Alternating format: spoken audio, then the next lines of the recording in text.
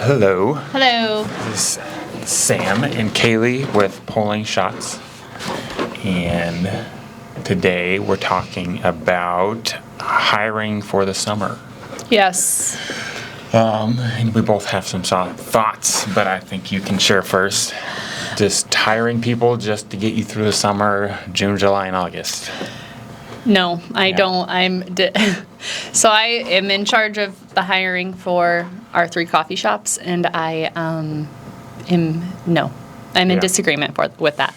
I think that it's just you put so much into hiring and training a person. By the time you're done with it all, it's 2-3 weeks later, and by that point, it's like you're gonna get 2 months of work out of them. I don't think it's worth it. And we've had issues before where we have someone who's like seasonal, and then they come back like whatever, Thanksgiving, Christmas, spring break. And if it gets too much, then like the full-time people, their things are affected. Like there was one time, I think 2 people came back for winter, and then in January they left. And by that time, that full-time person needed to get another job. Mm-hmm. So we're just in a worse. We got through 2 weeks and then are just way worse off after that. Yeah, it's not because once they're seasonal, that's what they see themselves as. So they'll come back every summer or every school break, and then they want shifts that you have to take from other employees. That just doesn't work. No. And I just think it just takes so much time. It takes my time to interview them, and we've talked about having like our step-by-step process, 2 to 3 interviews before we hire them, and then having them trained by our employees too. Yeah. And then for them to only be there for a couple months. That's just it's a lot, and I don't. And it does seem like as we've implemented more for hiring and training, the more structure we have, and just the better hiring overall we have. Yes. Where we have more in place for it really focuses on full-time people, it feels like. Yeah. Like and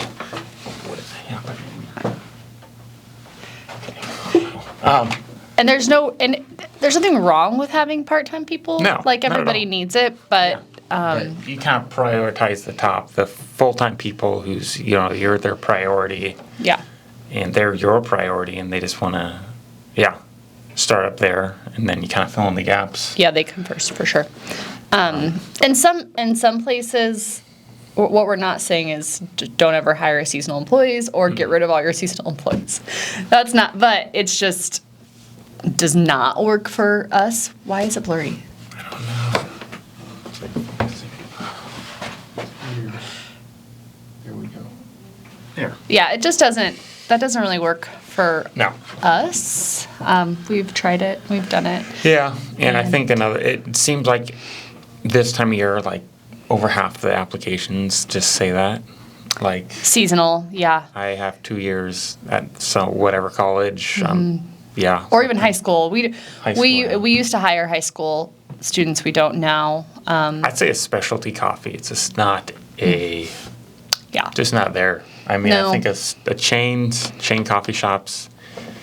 I think anything above that. I mean, the grocery stores and all that. Obviously, Chick-fil-A, great spots. Yeah, because there's multiple people working at one time. At our shops, at the most, there's 3. Yeah. So we can't rely on people that have very strict schedules or that are in extracurricular activities because we're really relying on our employees. We have 2 to 3 people. That's it. It's not like we have, 10 people working at one time. That's never happened. So. And with the trend right now, coffee shops seem to be closing earlier pretty much since COVID. I don't know if any coffee shop that's open after 6. Yeah. So that doesn't really work for any high schooler, it seems like.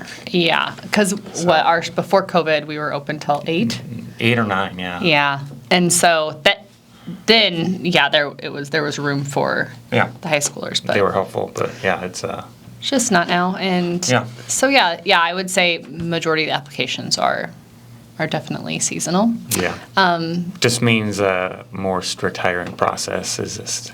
Yes, a lot more to filter through. And then at the same time, it's really, even with when they don't have barista experience, that's just another thing that you have to invest in. And so a lot of these seasonal people that are coming, they want to add coffee to their experience and they don't have any. So like hiring a seasonal person with no experience is just not ideal. No. Not ideal.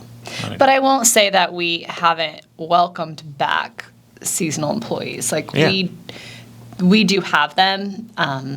Usually they start out part-time or full-time for the whole year. Yeah. And then it's like, oh, I'm back from... Then they become seasonal. And we kind of allow that more. But I will say our managers do a good job at not taking the shifts from others. Because that's our most important thing. Our full-time people are 30 plus hours. So they're already a little lower than like the 40. Yeah. So we really try not to take any time from them at all because they're already kind of working a little less. Yeah. It's always a balancing act. Yeah, it is. It's never perfect. No. And if you are trying to make it perfect, it's not. You try to get there, and then even if you get there, like everyone's happy, and anything happens, and it's... Well, they're happy for like a week, and then something changes. Yeah.